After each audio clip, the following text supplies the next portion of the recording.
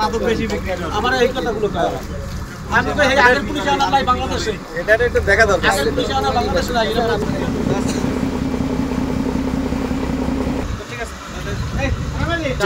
আসতে আসি পরে আমার সিগন্যাল দিয়েছে যার ফলে সিগন্যাল দিয়েছে আর সিগন্যালের সময় মনে করেন বডিতে ডাইনে ভাঙছে ভাঙার পর সবগুলি করছে জাহাজ গুলো দিয়েছে দিয়া জালে ফর যাই উঠছে তারপরে আমার জালটা আমার জাহাজটা আটকাইয়া আমার এই লোকটারে দুইটা বাড়ি দিয়েছে হইলো জালের সিগন্যাল দিয়েছে কিন্তু আমরা ওটা ঠিক করতে পারিনি যার কারণে বডিটা জালের উপর থেকে উঠে গেছে তারপর জেলের আইসিয়া উঠে আমার বাড়ি দিয়েছে বাড়ি দিয়েছে আচ্ছা আমাদের কাছ থেকে কিনে রাখিয়ে জরিমানা হয়েছে বালির টলাটা ওদিক দাইতে আছে তা আইছে পর ওই যে কোন জাইলে ধরিয়া ওই জায়গা থামাইছে থামানোর পর ওটা কোনাকে একটা বাড়ি হতেছে এই জায়গা দেখলাম ই করা দাগও দেখাইলে এই পর্যন্তই আমরা দেখছি পরে চলে গেছি তাহা তো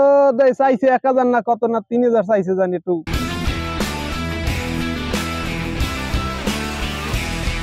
আপনারা জানেন যে আমাদের মাইলি সংরক্ষণ কার্যক্রম চলমান রয়েছে এর মাঝখানে কিছু অসাধু জেলে চেষ্টা করে জাল দিয়ে বিভিন্ন জায়গায় অসাধুভাবে মাছ ধরার তো আমরা একটা খবর পাই দুটোর একটু আগে যে একটি অবৈধ জেলে কয়েকজন অবৈধ জেলে একটা জাল দিয়ে মাছ ধরছিল একটি বালুবাহী বাল্কেট সেখান দিয়ে যাচ্ছিল এবং যাওয়ার সময় তাদের জালটা ছিঁড়ে যায় তারা ওই বাল্কেটটিকে আটক করে এবং থানা থেকে আমাকে সাথে সাথে ইনফর্ম করা হয় যেহেতু আমার সাথে পুলিশ ফোর্স ছিল আমরা দ্রুত আমাদের অভিযানিক ট্রলার এবং স্পিডবোট সহ ঘটনাস্থলে পৌঁছাই ঘটনাস্থলে পৌঁছানোর পরে যারা অবৈধ জেলে ছিল বা স্থানীয় লোকজন তারা সব পালিয়ে চলে যায় এবং আমরা বাল্ক ফ্যাক্টরিতে নিরাপদে তাদের গন্তব্য দিকে রওনা দিতে সাহায্য করি আমাদের দুপুরবেলা ডিউটি অফিসারের মাধ্যমে 999 ফোন দিয়ে একজন ভুক্তভোগী জানান যে নদীতে তাদের ভলগেট কিছু অসাধু জেলে আটকেছে সংবাদ পাওয়া মাত্রই আমরা দ্রুত ঘটনাস্থলে আসি এবং আমাদের আশা দেখেই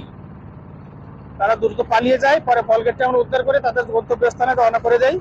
এবং যারা তাদেরকে আটকেছিল এই ধরনের অসাধু জেলেদেরকে আমরা শনাক্তের চেষ্টা করছি